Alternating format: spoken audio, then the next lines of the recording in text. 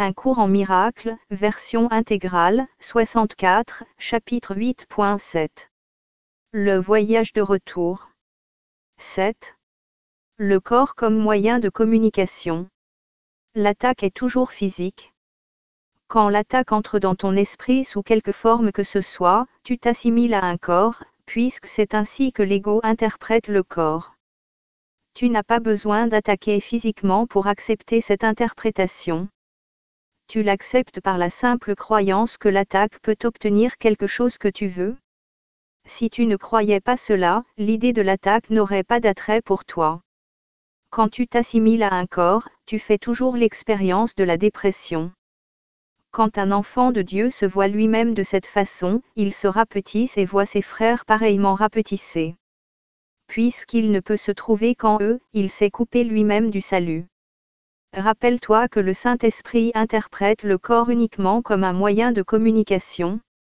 Étant le lien de communication entre Dieu et ses fils séparés, le Saint-Esprit interprète tout ce que tu as fait à la lumière de ce qu'il est.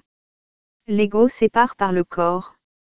Le Saint-Esprit atteint les autres par lui. Tu ne perçois pas tes frères comme le Saint-Esprit les perçoit, parce que tu ne considères pas les corps uniquement comme un moyen de joindre les esprits et de les unir au tien et au mien. Cette interprétation du corps changera complètement ton esprit sur sa valeur. De lui-même il n'en a aucune. Si tu utilises le corps pour l'attaque, il t'est nuisible.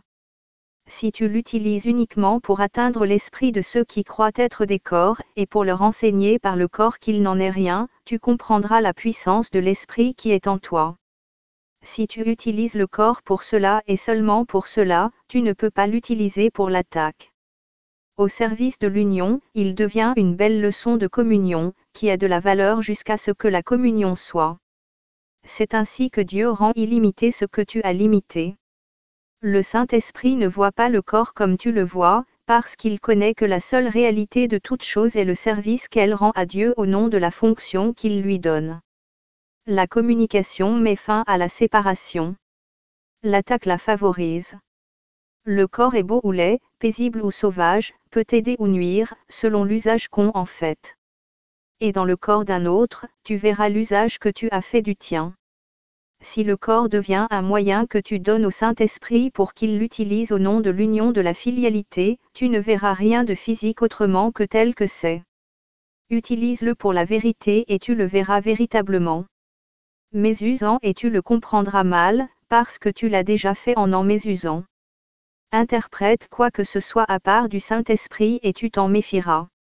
Cela te mènera à la haine et à l'attaque et à la perte de paix. Or toute perte vient uniquement de ta propre mécompréhension. Toute espèce de perte est impossible. Mais quand tu regardes un frère comme une entité physique, sa puissance et sa gloire sont perdues, pour toi, de même que les tiennes. Tu l'as attaqué, mais tu as dû d'abord t'attaquer toi-même. Ne le vois pas de cette façon pour ton propre salut, qui doit lui apporter le sien. Ne lui permets pas de se rapetisser dans ton esprit, mais donne-lui délivrance de sa croyance en la petitesse et échappe ainsi de la tienne. Comme partie de toi, il est saint. Comme partie de moi, tu l'es. Communiquer avec une partie de Dieu lui-même, c'est aller par-delà le royaume vers son Créateur, par sa voie qu'il a établie comme partie de toi. Réjouis-toi, donc, que de toi-même tu ne puisses rien faire. Tu n'es pas de toi-même.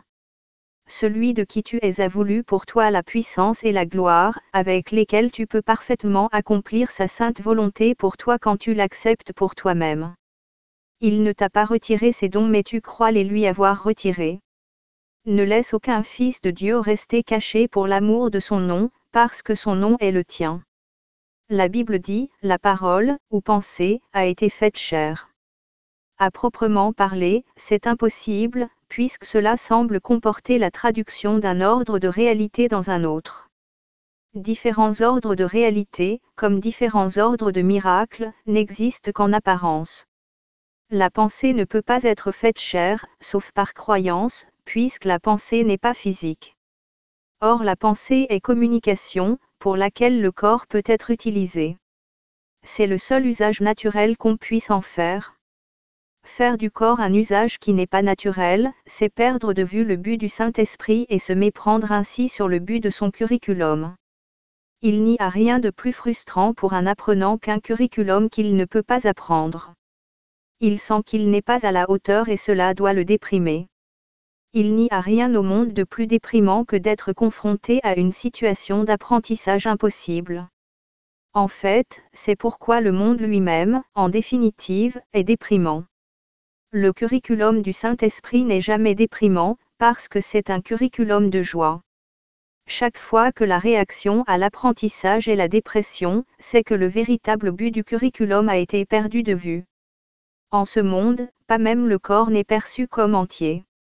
Son but est vu comme étant fragmenté en maintes fonctions qui n'ont que peu ou pas du tout de relation entre elles, de sorte qu'il paraît être gouverné par le chaos.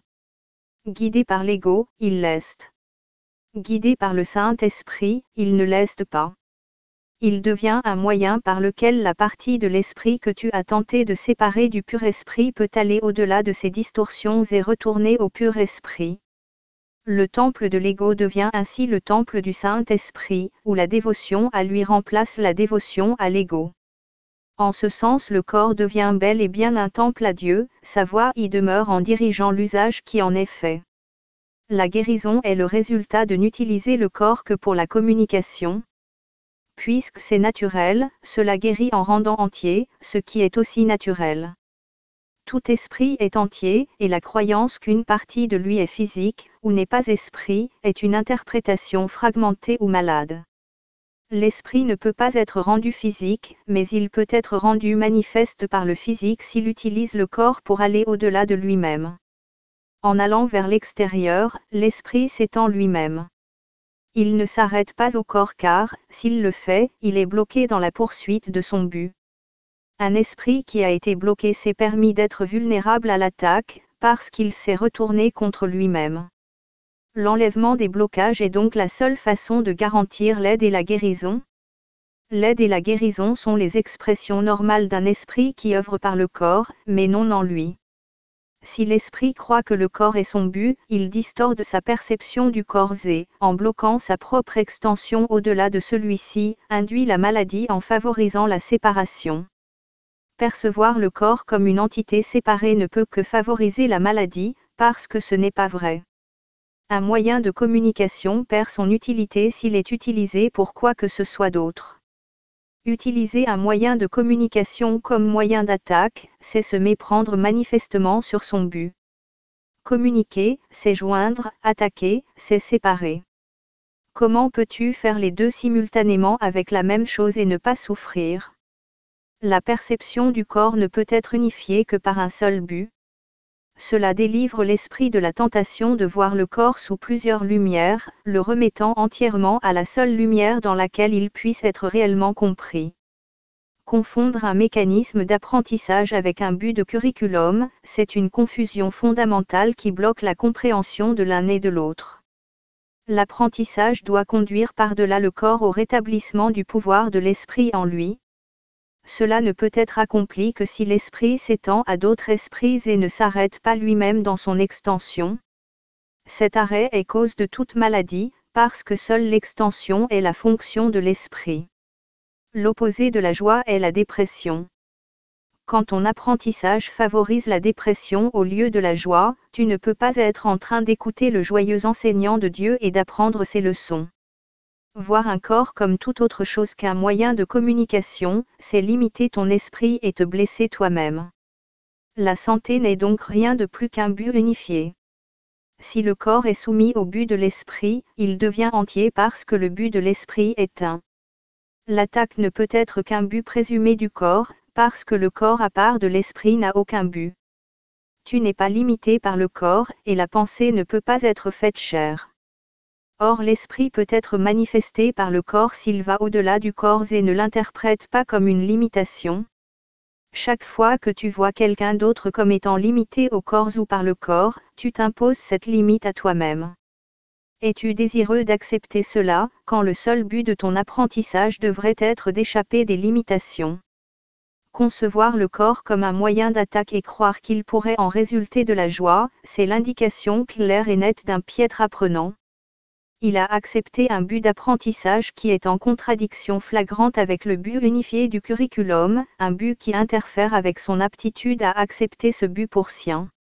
La joie est un but unifié, et un but unifié est seulement de Dieu. Lorsque le tien est unifié, c'est le sien. Crois que tu peux interférer avec son but, et tu as besoin du salut. Tu t'es condamné toi-même, mais la condamnation n'est pas de Dieu. Par conséquent, elle n'est pas vraie. Pas plus qu'aucun de ses résultats apparents. Quand tu vois un frère comme un corps, tu le condamnes parce que tu t'es condamné toi-même. Or si toute condamnation est irréelle, et elle doit l'être puisque c'est une forme d'attaque, alors elle ne peut pas avoir de résultat. Ne te permets pas de souffrir des résultats imaginaires de ce qui n'est pas vrai. Libère ton esprit de la croyance que cela est possible. Dans cette complète impossibilité réside ton seul espoir de délivrance. Mais quel autre espoir voudrais-tu? La délivrance des illusions consiste seulement à ne pas croire en elles. Il n'y a pas d'attaque, mais il y a une communication illimitée et par conséquent un pouvoir et une entièreté illimitée. Le pouvoir de l'entièreté est l'extension. N'arrête pas ta pensée en ce monde, et tu ouvriras ton esprit à la création en Dieu.